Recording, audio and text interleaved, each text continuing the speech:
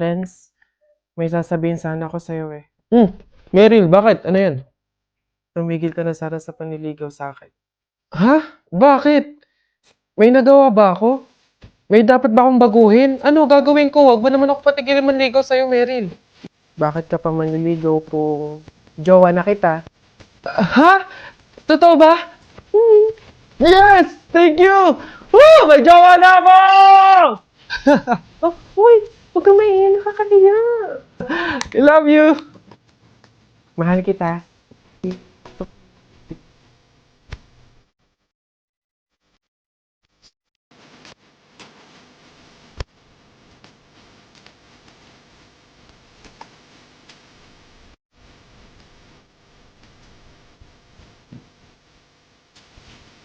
Mahal!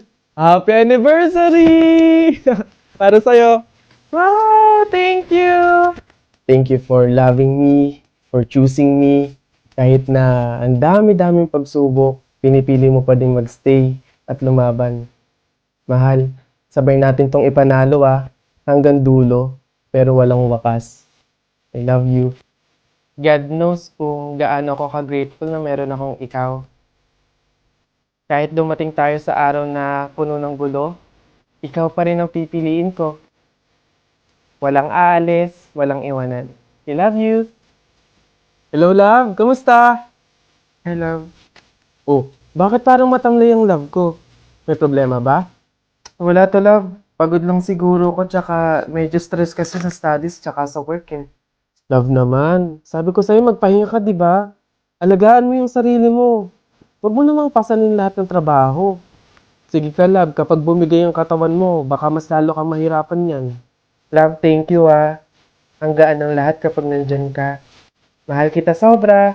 In good and bad times. Tipong hindi mo na kailangan questionin yung halaga mo.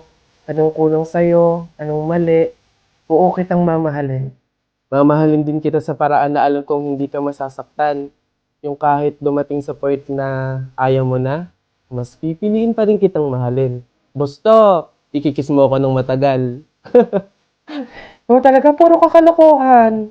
O siya, paano matulog na tayo? Pwede ba wag nating patayin yung tawag? Hayaan lang nating naka-open. Please. Para mukha pa rin tayong magkasama, ganun. Oo na. Ito naman, kala mo naman naalis ako. Pangako, walang iwanan.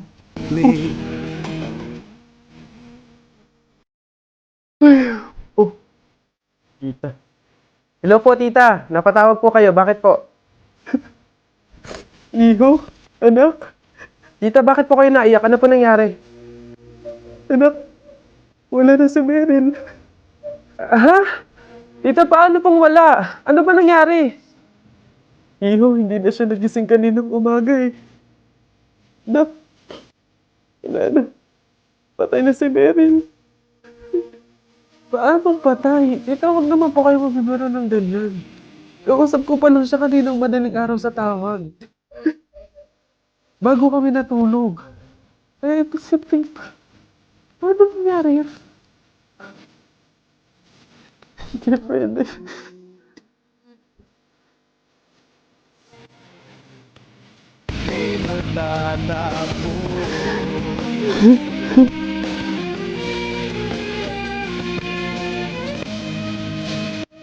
Meryl, mahal.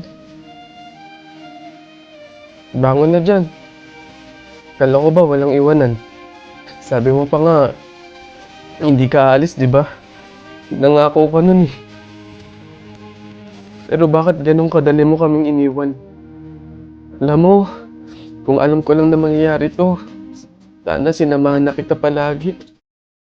Salamat sa pagmamahal, Meryl Habang buhay kong dala-dala, na merong ikaw na dumating sa buhay ko. Na wala ka man sa piling namin. Mananatili kang buhay sa puso't isipan namin. Mahal na mahal kita. Hanggang sa muli, mahal ko.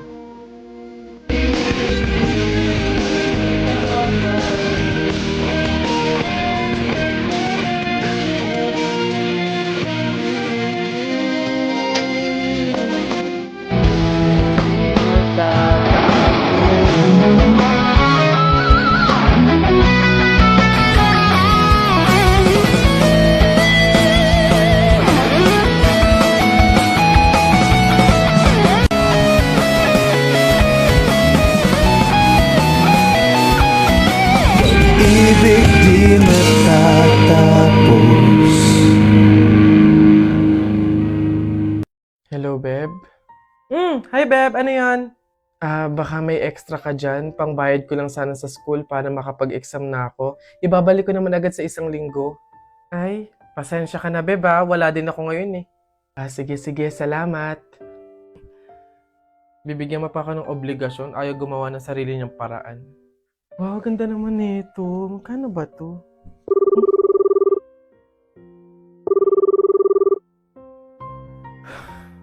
Hello, Beb. Oh, bakit? Ano ba yun? Beb, tatanong ko lang sana kung may extra ka dyan. Uuwi kasi ako ng probinsya eh. Doon ako nakahanap ng trabaho. Ibabalik ko naman agad pagkasahod ko. Wala, okay? Wala ako ngayon. Ganun ba? Salamat, Beb ah. Pasensya ka na. Visit? Ano? Hello, Beb. Ano yun? Manghihiram ka na naman? Oo, sana, Beb. Kakapalan ko na yung mukha ko. Hihiram sa anak ko kahit magkano lang. Nandito kasi ako sa hospital ngayon eh. 1 week na akong may sakit. Pandagdag ko lang sana sa pampacheck up ko. Bakit ba lagi ka na lang sa akin lumalapit pagdating sa mga problema mo?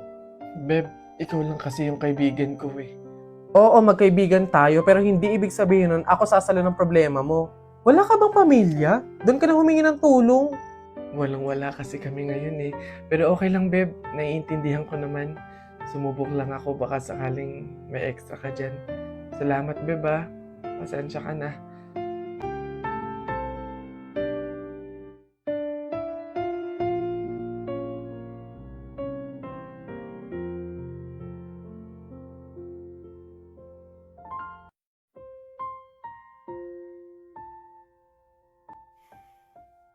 One week nang hindi online si Jennifer ah.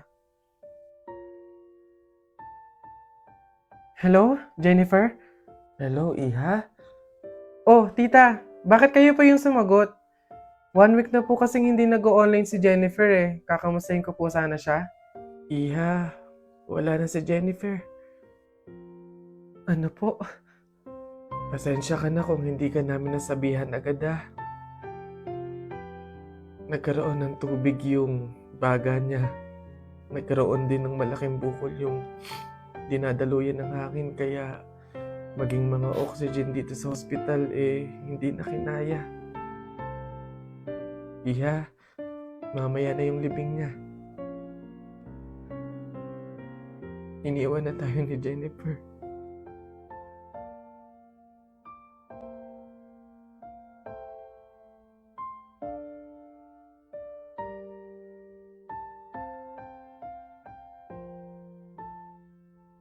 Uy, Cheryl, thank you so much sa pagbisita ha. Nag-enjoy talaga ako buong araw, promise. Welcome, Beb, at salamat naman sa pagpapatuloy mo sa akin ha. Una na ako ha, bye! Bye, ingat!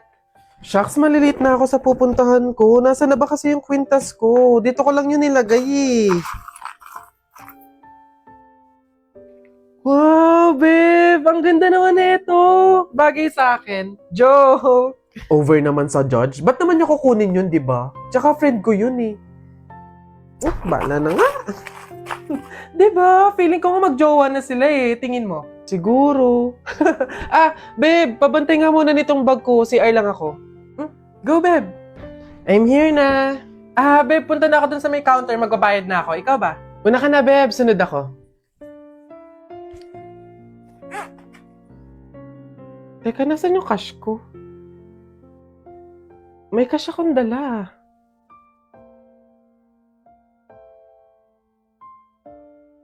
Hindi kaya... Pero imposible eh. Imposible talaga. Kaibigan ko siya eh.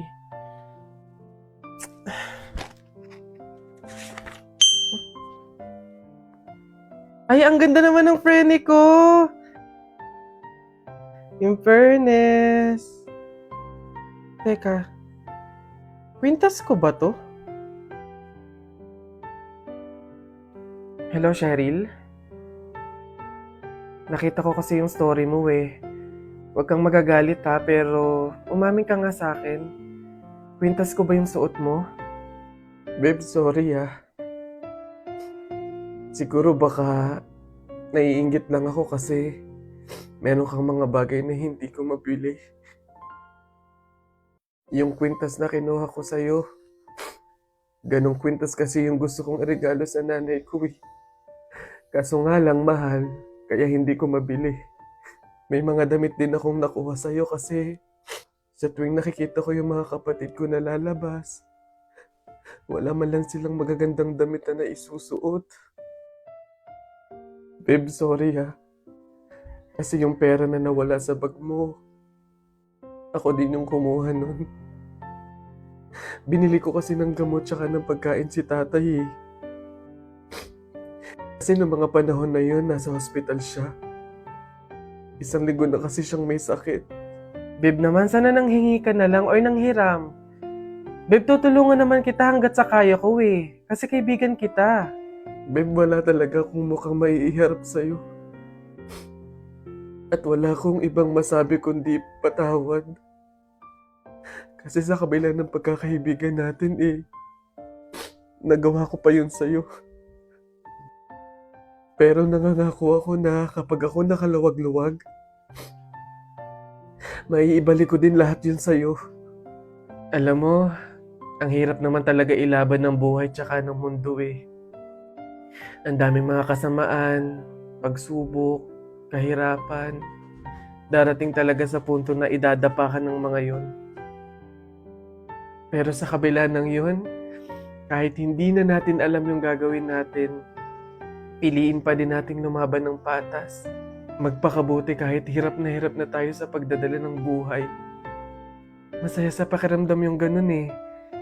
Basta lagi nating tandaan na walang masama sa paghihintay. May kapanahunan lahat ng hinihiling natin.